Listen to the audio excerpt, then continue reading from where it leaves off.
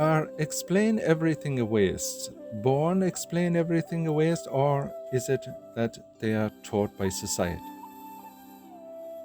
They are neither born explain everything awaist, nor are they taught. Self-culture they are. And what form does this self-culturing take? Whatever they see, say hear, or read, they categorically refuse to believe it. Even if they were to investigate it to the 9th degree, yes, even to the 9th degree, would they be still adamantly refusing to accept it? Have you, in your time thus far, to however long in thus far that has been, met many explain everything awaists? To every now to and again, such in kind have come to see me. In your experience of them, then is there anything they won't try to explain away? By definition and factuality, there isn't. There is nothing they won't take on, nothing is there that they wouldn't look upon as being too much of a challenge for them. But that is a good thing, isn't it?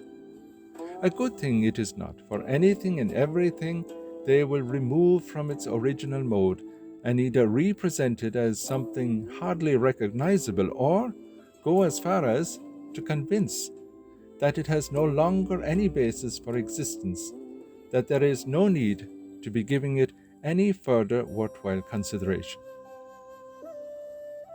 Is there an example that could be taken on board? Yes, here too Telsey is one.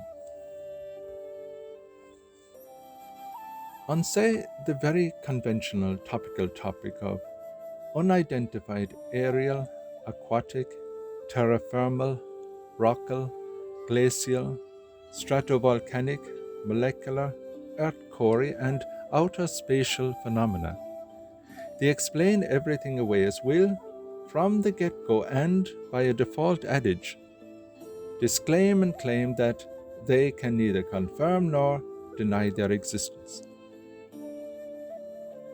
And having got that coverall, whatever is to follow, inconvenient ambiguity out of the way, they will straightway then take to playing their favorite game, namely solitaire of a kind which involves systematically explaining everything away for themselves and for anyone and all who would be of a similar to same inward-looking outwardness. Would it be hard to learn how to play it, I wonder, for it sounds very interesting. To be sure, I wouldn't know, nor would I be wanting to know, but I imagine it could be very difficult, yet possibly quite simple enough.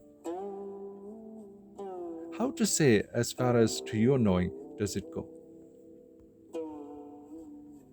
If explain everything aways were, say, to learn of a seemingly airborne object, moving seemingly of its own accord in the air, for instance, a flying conveyance, an unknown craft of some kind, come out of a known somewhere, call it an unidentified flying or aerial phenomenon, come possibly from within, without, or way beyond the planet.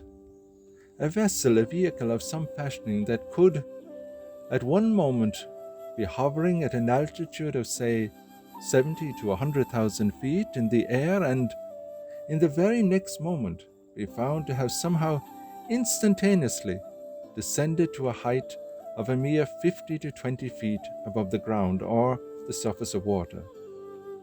They will explain that away until what they will end up with will be nothing more than saying that it is just a grain of aerial grit of some sort, having an irregular shape and size that had been carried down in a sudden gust of high-altitude atmospheric wind. Amazing. There is more.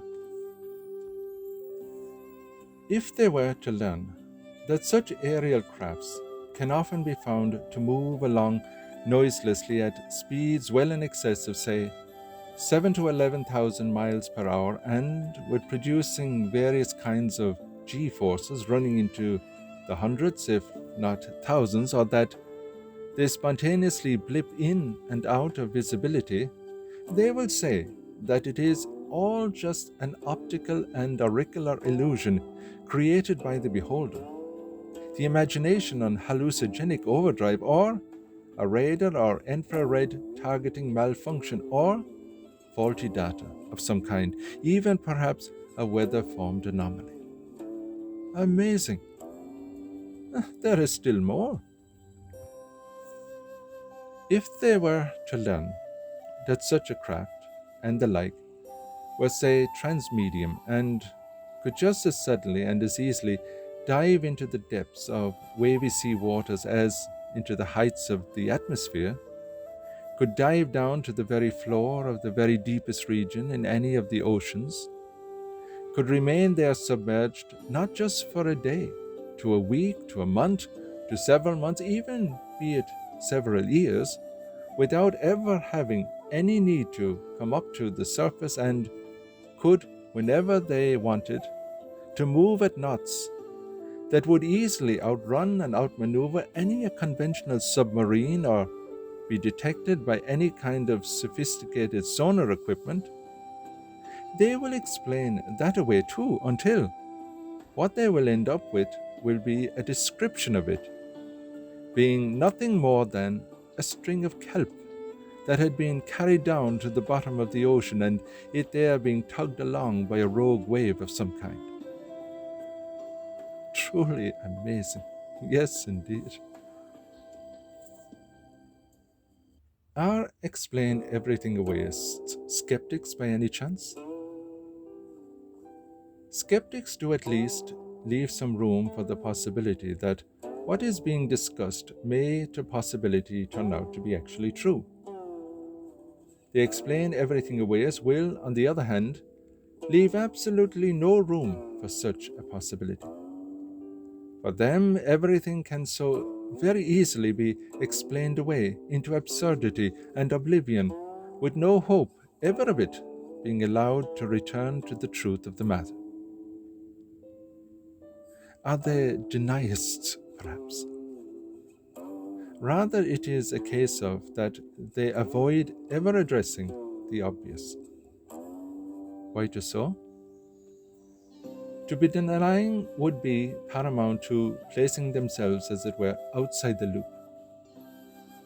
For fear of missing out on anything, they greatly like being in loops, and like even more so to be re-looping the loops, according to their very own loopiosity. As an ant might like for a midday to be a honeybee a human, and who is to say for certain they wouldn't, but would you like even for a moment to let your mind be of any one, two, or three of these, just for the sheer experience of it? You mean, seriously, for even a moment, I give my mind an opportunity to be an explain everything aways, or a skeptic, or a deniist, or even a combination of all three? I have absolutely no desire, no need whatsoever, to have myself be of a self-encaged bird mentality. However gold-gilded the cage has its bars be, or its lock finely tuned, or its shady canopy out of rarest silk woven, ought to be fed therein around the clock, rarest delicacies, and to have droplets of lunar halo mist on tap. No way, for my mind loves to be free, that is me. I wouldn't mind, though, being for a day an ant or a honeybee, say. Oh, my mind truly, I know to be a wondrous place, its ideas and their ways immensely fascinating.